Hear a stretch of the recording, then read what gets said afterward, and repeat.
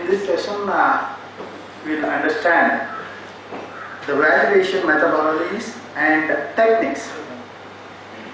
So, let us understand how they value the figures of 100 billion plus how they imagine and all. I think normal chartered accountant not able to imagine that kind of valuations. Let us understand from the eminent speaker, Mandar Barhate, a CFA from PwC. May I request our chairman to escort the speaker onto the dais.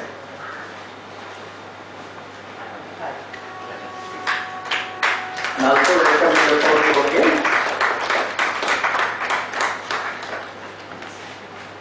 Friends, welcome the speaker.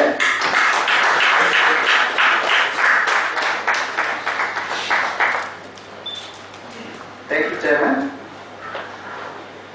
Yeah, it's my pleasure to introduce the speaker to this August gathering. Mandar Barhate is an associate director in valuation team of deals practice of PwC. He is an MBA from Vinod Gupta School of Management, IIT Kharagpur, and chartered financial analyst from CFA Institute, USA. He specializes in valuation, financial modeling, review of financial forecasts and other related financial advisory services. He has provided valuation and financial advisory services for a variety of purposes, including mergers and acquisitions, fundraising, purchase price allocations, strategic planning and reorganization, financial reporting and tax planning. Mandar has performed numerous valuations in industries such as technology, financial services, industrial products, clean tech and pharmaceutical industries. With this brief introduction, I present before you CFA Mandar Barhate. Please join me to welcome him once again.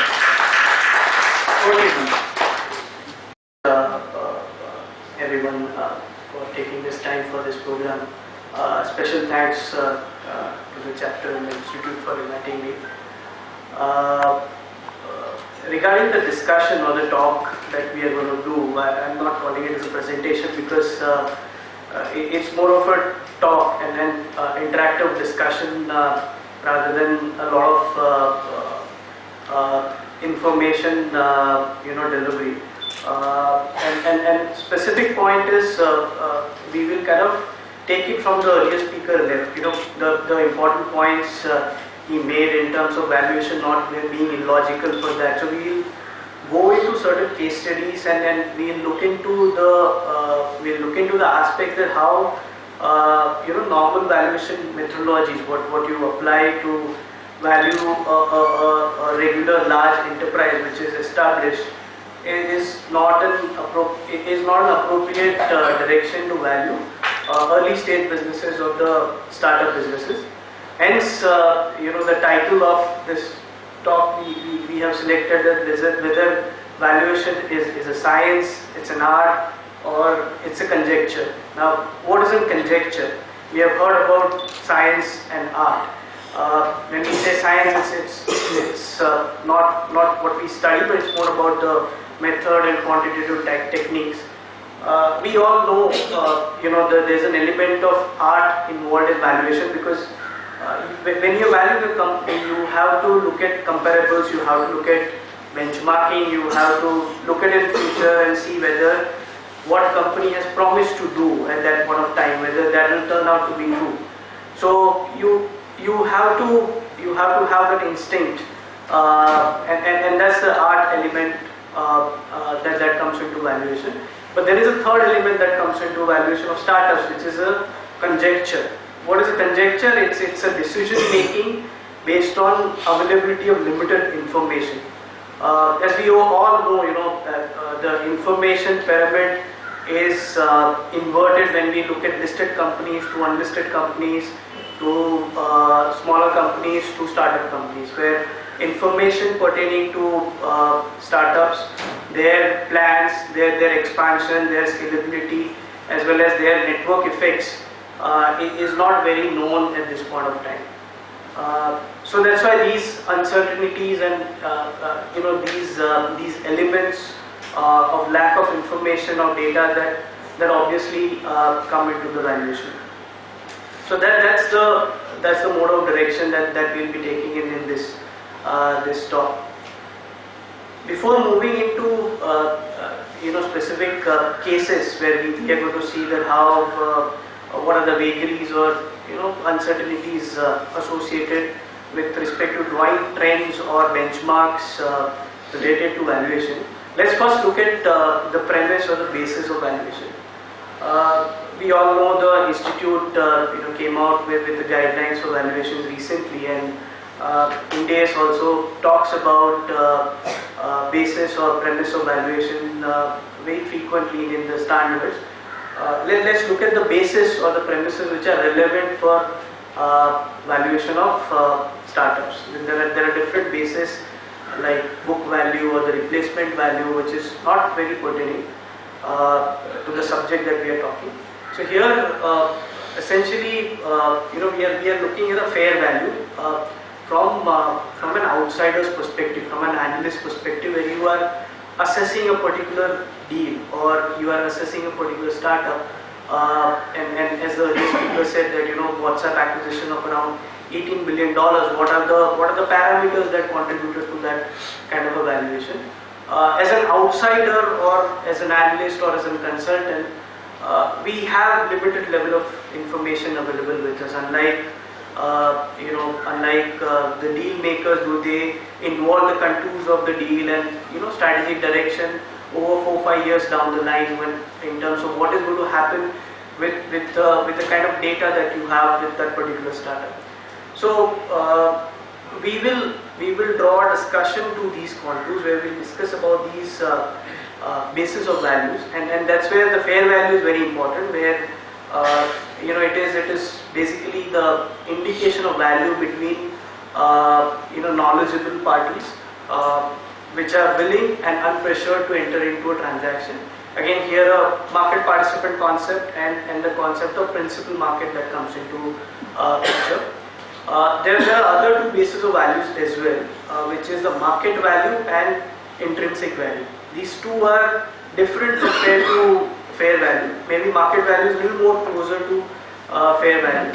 But if you look at intrinsic value is essentially the cash flow generating ability of a particular business, and when you discount it to a valuation date, you get an intrinsic value. So when you know almost 100% about the business, when you know everything about the business in the capacity of management for that business, and when you know the strategic direction of that particular business, you are in a position to arrive intrinsic value with more accuracy.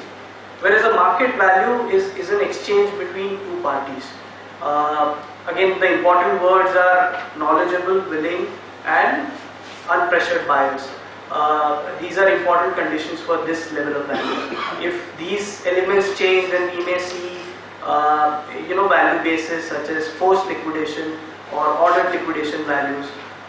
We may see values such as book value or a replacement value. As I said, fair value, there is a concept of market participant, and it's a broadly, slightly broader concept as compared to market value. So this is the background on which we are going to have this discussion. Now let's look at some case studies to build a prelude to what we are going to discuss in terms of how traditional methodologies cannot be applied to these startups, and what are the practical methodologies which are applied to come to the values that we have been seeing on and off. So let's look at the case of Uber. What we have tried to do is we have tried to get the data from public domain in terms of what has been the valuation at different rounds of investments in Uber. So here we have depicted around say 7 odd rounds. But in fact, when we are speaking today, there are almost 21 rounds of investments that have gone on to Uber. This is just to understand that how valuation has moved over a period of time. When Uber was founded in 2009 and it went live, people started booking on the app in US in 2010. From that time onwards, if we look at the data till November 2017, the valuation has gone up till June 17 and then dropped as well. And if you look at sort of trends between each round, there is no peculiar trend. I mean, if you look at the round in June 14, the value jumped from $3.5 billion to around $17 billion, followed by around $40 billion, which is a little higher than 100% of increase. And again, then the increases have started reducing. Beyond June 17, we see a down round where the SoftBank offer came with a 30% cut. As of this November 17, there was an investment of around $12.5 billion into Uber. Now, keeping this slide into mind, this data into mind, let's look at the two important metrics of the business. One is the bookings done on the Uber app, and second is the trend of revenues. In very common parlance or in deal making, there's a concept of multiple. We always try to value businesses based on multiple. What I want your attention to be drawn is, how quickly these multiples have been changing over this short period of time. So if you look at 2014, there's a booking of around $2.9 billion, and at the same time, the valuation, if I may go to the earlier slide, the valuation was close to $17 billion around June 14. If I take a run rate of valuation, assuming valuation is increasing, and say by end of 14 the valuation may be somewhere around $30 billion, we are talking about the valuation to booking ratio of around 10x. At the same time, if we move forward into the time, the bookings increased from around $10 billion to $34.6 billion, where the valuation to booking ratio has been reducing from 6x or by 17 somewhere around 2 to 3x. And if you look at the time period, it is just 2014 to 2017. Same trend. If we apply revenue multiple, it will be the same trend. So what I want to sensitize to you is, unlike normal established industries where it is very common to say that okay, the company is being traded 9x of EBITDA or certain x of revenue. For a startup world, things change very rapidly. The benchmarks that we see at just like 6 months before, they are not applicable at this point of time, because the dynamics change very frequently. At the same time, the base valuation also changes very rapidly. So this is from a multiple point of view. Now let's peg on a number of $70 billion valuation for Uber, and let's think about an intrinsic value principle. So what an intrinsic value principle says is, you need to know the projected cash flows, and the discounted value of the cash flows will give you the value of that particular business. Now if we have to plot a business plan for Uber where we project the revenues and free cash flow for Uber for say next 10 years, there are n numbers of combinations that we can come up with. We can come to the same $70 billion value with revenue threshold or revenue target of around $100 billion 10 years down the line, which represents around 30% CAGR, and free cash flow to revenue ratio of say 6%. The same number can be brought at a lower revenue number but a higher free cash flow to revenue percent, and in between revenue and free cash flow, we all know that there are multiple layers which are contributing to the cash flow. So there can be many combinations through which the same value can be brought in. So what really is the logic here, or what the investors are looking here, that's the key question. Whether the investors are looking at scaling the business to significant level and attain a very high market share where the competition becomes insignificant, whether that is the hypothesis behind the valuation, or the investor is looking at a quick break even and then cash flow generation to generate immediate rate of returns on the investment. So there could be these two different hypotheses, and there could be many more hypotheses behind the valuation, but when you convert into the numbers, there could be multiple cases behind this. And again, we have seen in past that that people have taken different routes to reach a particular financial metric. So if you look at the case of Amazon, Amazon has also reached a US $100 billion revenue mark. But if we plot the profitability of Amazon over this period, there is hardly any profit in an overall consolidated business. At the same time, if you look at Google, Google has reached that path with a higher set of profitability.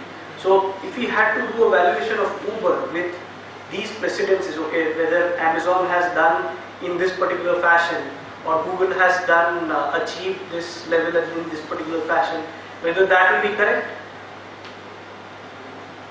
Maybe not, because if say we apply the Amazon hypothesis into our business plan for Uber, where we assume that Uber's revenues are going to be $100 billion 10 years down the line, which is again the 30% CAGR, but we apply a lower profitability of free cash flow to revenue ratio, we will get a valuation of close to $30 billion. At the same time, if we apply the Google way of growth, the Google way of performance into the business plan for Amazon, and we try to get a value of Uber, it will give us a number of $240 billion. So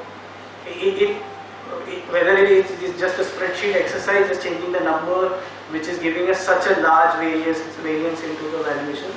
What is the truth? That is a question, and how to approach that number in a methodical manner. That is what we are going to look at in the subsequent sections. Now let's see other unicorns. Again, there is no one size fits all approach.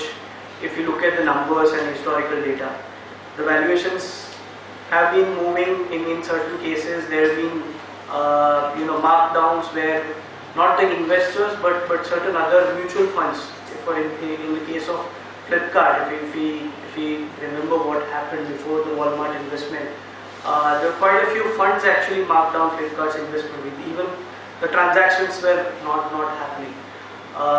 Similar was a trend for Ola, where for a certain period of time where the valuations were not moving with the pace as they were moving earlier. So the trending of the valuation in a given particular time is there is no trend or there is no multiple from a cash flow perspective as well that you can apply to come to a value. So let's look at a case where our traditional valuation methods, which we all know for the established companies, whether if we apply to these kind of companies, whether we will reach to a reasonable accurate outcome or not. And we'll also see how investors typically value from a VC point of view, or from different analysts. When they set out these mutual funds which are investing into these startups, what are the elements that they look into the valuation. So traditional methods of valuations include income approach, market approach, and cost approach. Income approach is essentially the projected cash flows discounted to a present value when we are doing a valuation. There are various challenges that come across when we are applying an income approach. One of the most important element of income approach is the ability of the management or analyst to predict the cash flows with the volatility which is to the extent lesser as compared to what it could turn out. Obviously, we are not talking about external shocks. Nobody knew demonetization is going to happen and what are the impacts of that external shock on the businesses even for a shorter period of time. But fundamentally, whether the cash flows should go in a particular direction or not, that is something very critical to income approach. Now, if we try to apply that for the startups, we actually end up making a lot of mistakes, because when a startup is in an initial phase, you just probably have one product or a service. You don't have a complete gamut of product services required to take the maximum value out of a particular customer.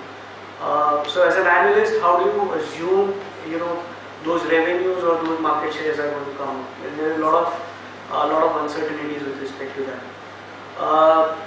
You don't have any historical trend when the company has just recently started. There is no execution ability check whether in different scenarios how management has performed or the founders have been able to overcome that particular situation. They have been able to take the benefit of the opportunity that has been offered to them. So there is no historical comparison or benchmark to draw that into the projection. You are facing with going concern issues. You don't know whether 2 years or maybe even 6 months down the line whether that company is going to survive or not. We often hear about venture capital rate of returns, which range from 25% to even 50-60% rate of return. Now, what is the reason those returns are so high? Because when a venture capital invests, when a fund invests into say 10 companies, probably 8 of them are going to fail. They are not going to see a daylight sometime later. So overall at a fund level, venture capital investor has to justify returns to their LPs, and that's why on a particular investment we see such a high rate of returns. Again, there's a challenge with respect to determining a discount rate. If we are valuing an established company, there are methods to arrive cost of equity. You know what would be the cost of debt in a reasonable band. But when you are applying the same discount rate to startup, what is the level you should apply, given that venture capital rate of return vary at such a large quantum, 25% to say 50-60%. Which number do you pick up to discount the cash flows of the startup? That is again a very important question. And again, terminal value assumption related questions, because whether you look at Gordon growth method, which is very conservative, it assumes like 2%, 3% growth rate in the US scenario and 5% growth rates in India scenario, or do you assume an exit multiple scenario where you try to factor in a particular multiple on revenues or profitability and come to a terminal value or a going concern value. If you look at market approach, again similar challenges. When Flipkart was coming to a Series A status, which other businesses were there at this status? They have raised the fund and the data available for them to calculate multiple. To apply that on the Flipkart's matrices to value Flipkart, probably none. You would have probably seen those companies in other geographies, but again the buying patterns, long-term customer values, customer acquisition costs for those companies may be very different as compared to what we see in India. So it is very difficult to get a like-to-like comparable when we are trying to apply a market approach. Unlike say comparable public company method where we are looking at companies which are listed in outside market, transaction methods you can find more data points, because you wouldn't find listed companies in those space in India or other markets to come to a value judgment, but at least some sort of a transaction multiple we can pull out. But as we discussed earlier, things change very fast. In a particular point, certain multiple is evident, but that cannot be applied to your target company if life cycle is a bit different, if the customer profile is different, the offering is different. So again, there are lots of ifs and buts, lots of questions in terms of assumptions that are being applied into the valuations. Not going into cost approach, because again cost approach is absolutely not suitable to value startup. There is a lot of if a company is successful, there is a significant growth ramp up which comes going forward. So these are the practical challenges when an analyst or a consultant tries to value the company from an external point of view. So now let's look at how investors look at these companies, and when we have looked at the life cycle of startups and then investment profiles at different stages. So we have seen at seed level which investors come in, Series A to Series C and onwards, what kind of investors or venture capital investment comes in. After that, private equity and mezzanine investment followed by IPO. This is a typical life cycle of investment profile for the startups. But again, there is a lot of element of faith, belief, gut feeling involved here. So if and there is a very clear demarcation prior to the Series A round and the rounds after that. Prior to Series A round, you probably have a product in place. Maybe it is technically feasible, but commercially still not feasible. So how do you actually take a leap of faith that this product is going to be successful, is going to garner the market share which is being thought about. So at that point of time, there is a lot of faith and belief that goes into the picture. Investors try to diversify their investments. They try to stick to a particular theme. Some investors are more keen to technology investments. Some investors are more keen to healthcare. So they pick up themes within the sectors which are expected to do well given the current macroeconomic scenarios. They look at the team, they look at the product, and pretty much from there they have a standard check sizes through which the investments are done. But if you look at a point beyond that, if you start from Series A or maybe now pre-Series A, then there is a bit of analysis that starts coming into the picture.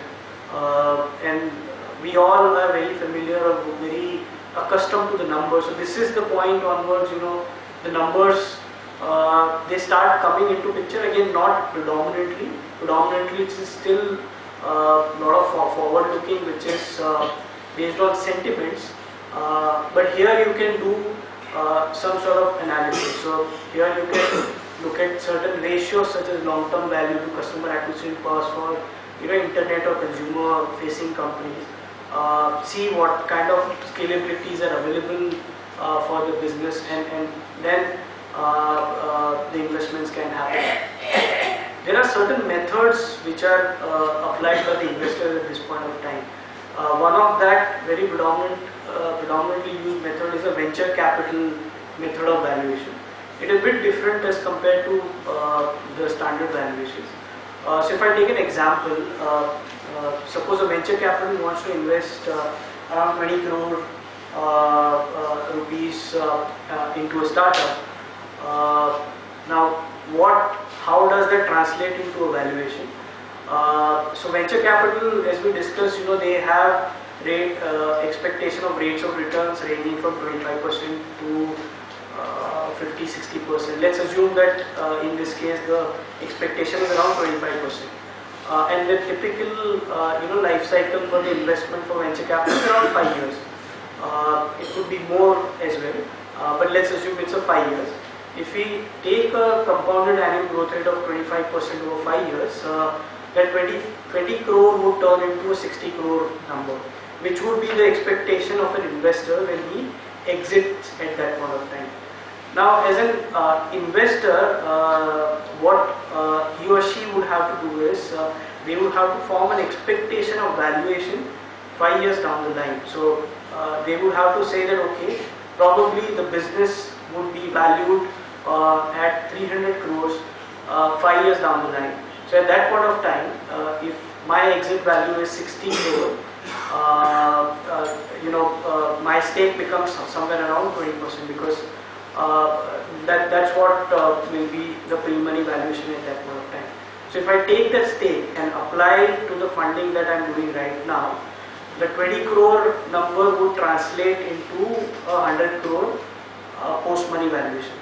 And if I remove my 20 crore investment, that would translate into an 80 crore pre-money valuation. So this is a fundamental of the venture capital method of valuation, and typically this is the way the investors value these early stage startups, possibly somewhere around pre-series A or series E kind of rounds.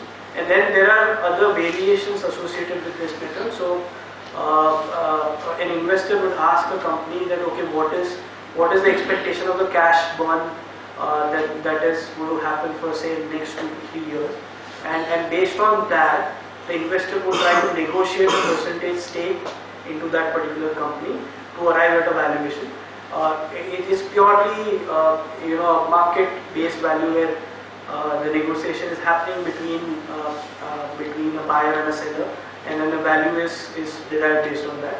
But a variation of these and the venture capital method can be put together to get a sense out of the valuation.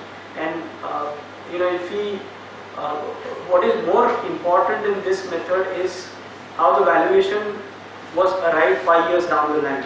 How the magic number of 300 crores was derived. So for that, a deeper level of analysis into the company's product, the potential economies of scale going forward, and we discuss about the WhatsApp case where Facebook is expecting much higher free cash flow generation on account of synergies as well as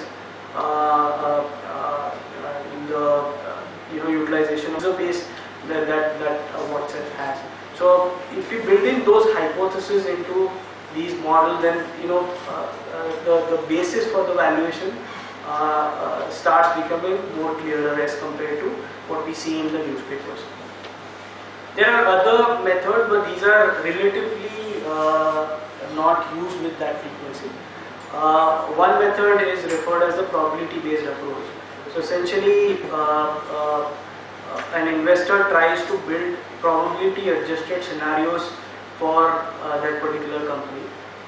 Again, there is a business plan building exercise that happens, and investor applies different probabilities to different scenarios to arrive at the value.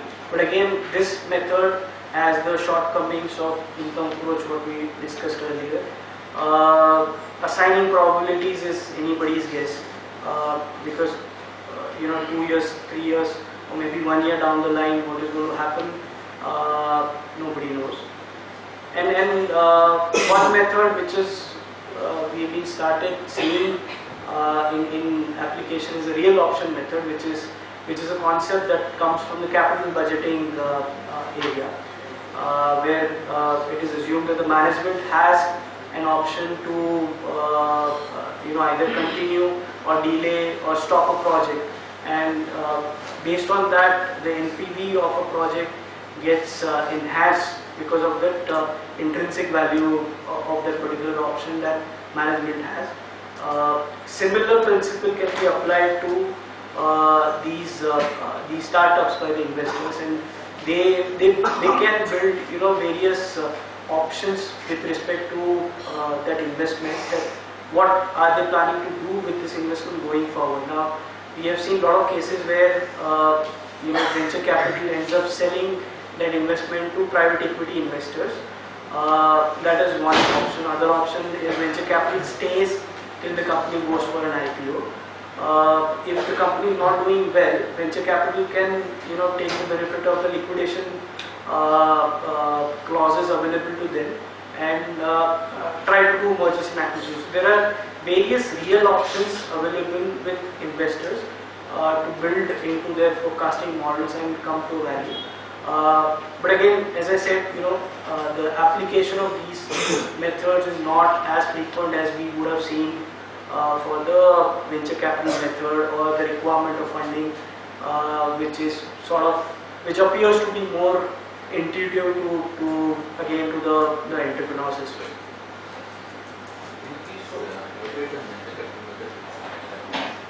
Once again? Yeah. So I'll take the same example. Suppose 20 crore is an investment required in a particular startup. Now, and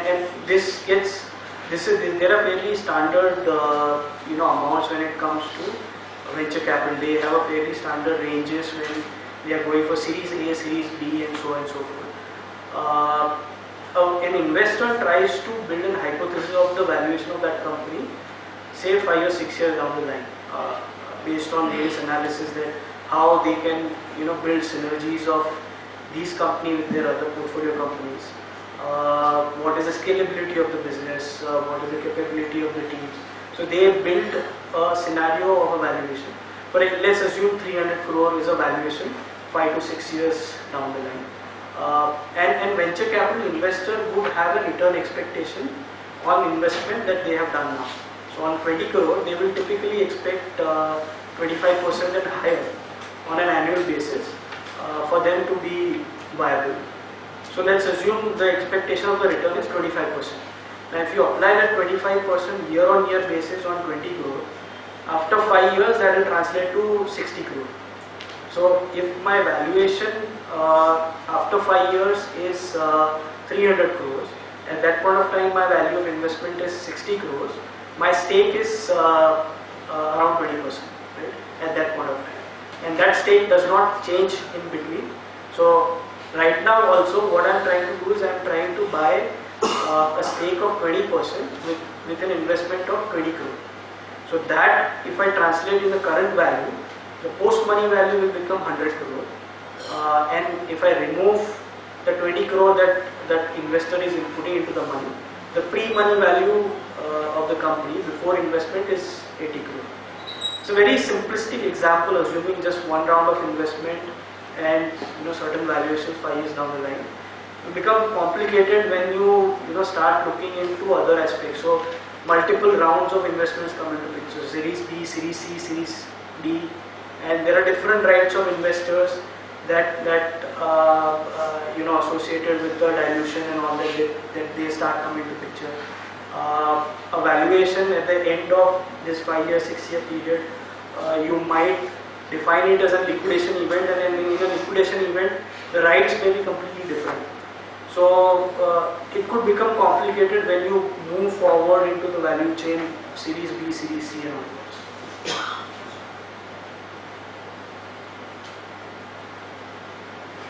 So yeah, I mean, the objective was to kind of familiarize audience with these methods that are typically applied. As I said, a lot of times we've been experiencing that traditional methods of valuations have been applied to value startups, but the idea was to familiarize you with the pitfalls of those methods and how could application of those methods could result into a completely arbitrary conclusion. So I would end my talk with this point, and happy to take any questions that you may have. Is venture capital method accepted under FEMA? Not. I mean, FEMA says any internationally accepted methodology. But in practice, what we have seen is people try to avoid that because the regulators, they have not seen this method being applied frequently earlier. Earlier, if we trace back, it was a book value, then the regulator specifically said that a DCF, and now they have come up with an internationally accepted method. So nothing stops from a practitioner to use that method. But again, it comes with the risk that the regulator may not be familiar with that method and may question that particular aspect. There are multiple rounds of funding. How do you take it because Series A fund investor? Sorry, When there are multiple rounds of funding, Series A, B, C, D, how will they take care of the investment in Series A? So what happens when a Series A investor comes into picture? There are clauses that are part of the agreements with the founder. There are anti-dilution clauses as well as liquidation related protections which are given to these earlier investors. Protections are even stronger for investors that come in the earlier rounds, a seed angel, where there will be a good amount of protection will be available to them. So with these clauses, interests of these investors are protected in terms of their stake and their rights into the company. So say board seats or there are other elements also that come into picture will protect the interest of early stage investors. And a lot of times what has been seen is, there is from Series A onward, there is definitely an institutionalized investor community that starts coming in. So you have established venture capital starts looking into investments after Series A. Before Series A, you would have seed and angel, which is still not that institutionalized. Right? When I say institutionalized, I mean the LPs and the whole process of investments. And when they come into Series A, typically, when the company is doing well, typically they follow up investments into Series B, Series C, and so on and so forth. So that also they continue to participate. At the same time, companies want to get more investors. So that is also one way they continue to be in the game with a higher weightage. But as you said, there are a number of valuation methods. So which is mostly practiced for tech startups? For the tech startups? And then non-tech startups? Sure. So, I mean, these methods are industry agnostic. The idea here is more of an economic interest rather than industry specific elements. You can apply these methods to any of the startups, but you need to look at the industry specific parameters when we are looking at the companies in tech. For example, SaaS companies, right? They operate very differently as compared to on-premise software companies, and then the whole revenue model is very different. So the matrix that we need to look at when we are evaluating those companies is something called as long-term customer value. What is the value that, in a very simplistic term, suppose we are buying on Flipkart. Now, to what extent, what is the level of economic benefit that we are going to give to Flipkart till the time we are there, the user for the Flipkart, is the long-term customer value for Flipkart for a particular user. That divided by customer acquisition cost is a very, very important metric for these SaaS-based companies and to an extent consumer-enabled tech startup, because that gives us an element of scalability of that particular business. If my long-term customer value is say not more than 3 times my customer acquisition cost, I cannot scale up rapidly. I have to keep on investing to get more and more customers or to maintain the customers. So that is a tech company. Now, if you look at healthcare companies, there are different matrix that come into picture. Whether it's a healthcare service provider, it's a diagnostic, whether it's a new way of providing healthcare services, whether a technology which is being again come into picture. So now tech is being percolating to each and every industry segment, but still there are different matrix to look at and compare the strength of the company as compared to say other companies. But valuation method will still pretty much remain the same, because they are about the economic interest rather than the particular of the industry. Other than DCF, are there any methods you are using practically for which are the industries you are using? So DCF, so startup valuations is again, as I said, is more of a conjecture rather than methodology and art. DCF is an intrinsic value indicator, is something that is being used. Sometimes what happens is the transaction multiples are closer, and we are able to establish the comparability of the company with respect to life cycle, product, and the capability of team with respect to the other transactions that we see. Those are sometimes applied based on information available in public domain, but not very frequent, because as I said, information for these companies not very frequently available.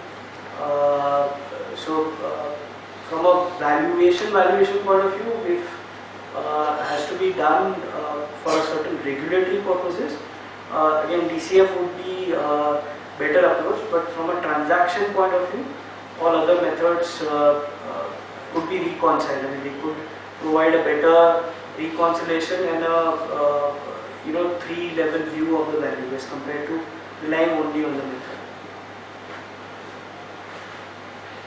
So going forward, in my opinion, all the valuations will be governed by the valuation standards. Right. So is this method and approach also included in the valuation standard? Has it been recognized by the ICAI? No, these are not recognized by the ICAI. The standards have been recently issued and they focus on the traditional methods, which is income approach, market approach and cost approach. So to answer your question, I mean, as part of document, this is not being covered. So as a professional, what do you suggest? So way forward as a registered valuer, if I have to issue a valuation report for a startup, so how should we take care of it? So in practice also what I have seen is for the negotiation and for the internal discussions or to arrive at valuation, we adopt this pre and post valuation and all those things. But when it comes to the issue of a certificate for statute purpose, so we have to categorize it under either of those three approaches, income, market or cost. So that time, obviously we have to do a lot of assumptions and the discount rate is high, so whatever we discussed later, earlier, sorry. Absolutely, that was in continuation to sir's question. When it comes to transaction, the decision point or a method can be one of these, but when suppose a regulatory valuation needs to be issued, right? But what is the risk we carry as a professional? Sorry? What is the risk we carry as a professional? No, the risk that needs to be mitigated by applying all the methods and doing a reconciliation, whether the outcome of the method is broadly reconciling with the story. I think that will help from a risk mitigation point of view, because in a report, say just the DCF goes, at the same time we have a work paper behind us saying that okay, these are the other procedures or the analysis that we have done, and that collaborates with this particular analysis, and that's how we have taken a comfort associated with this. So even sort of a benchmarking kind of an analysis or a work paper kind of an analysis would help with the application of the standard approaches. But the whole idea was just relying on a standard method could lead us into maybe an inappropriate conclusion.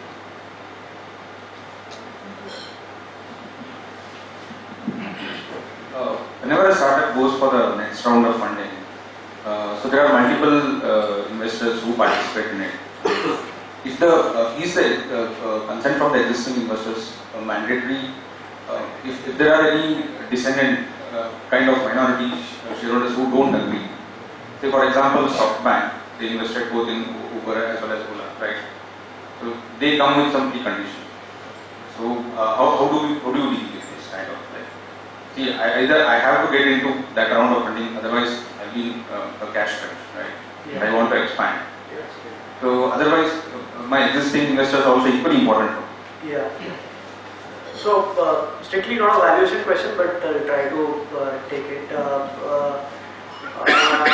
It's a collaboration effort, right? I mean, startups by themselves cannot succeed. They need the investors to scale up.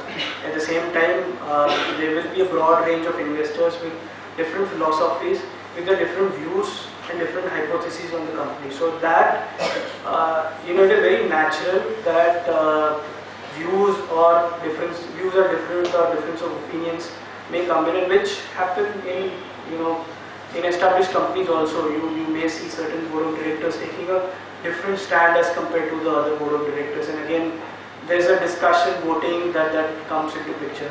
So I believe these kind of situations, again, it's a matter of having a discussion at a board level, bringing all the parties at one platform, and again the skills of the entrepreneur becomes very important. More of a soft skill or a persuasion, negotiation kind of an effort as compared to any analysis in this case. So up to them, when it's more of an alignment of interest and long-term picture which matters.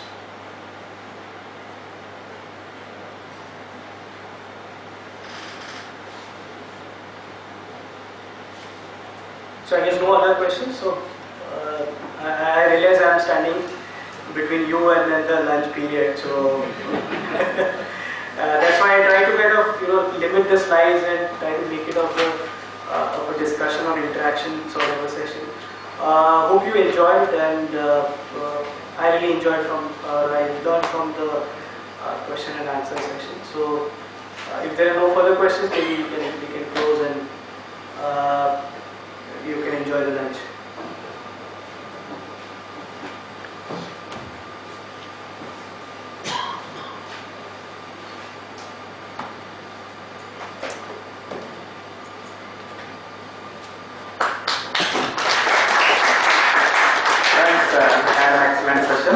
Of different methods of valuation. Speaker enlightened us. I am sure you all enriched your knowledge on the topic. Let us once again thanks for his valuable time and knowledge sharing. It is time to present a memento to the speaker as a token of appreciation and gratitude. May I request our group member to come forward and present it.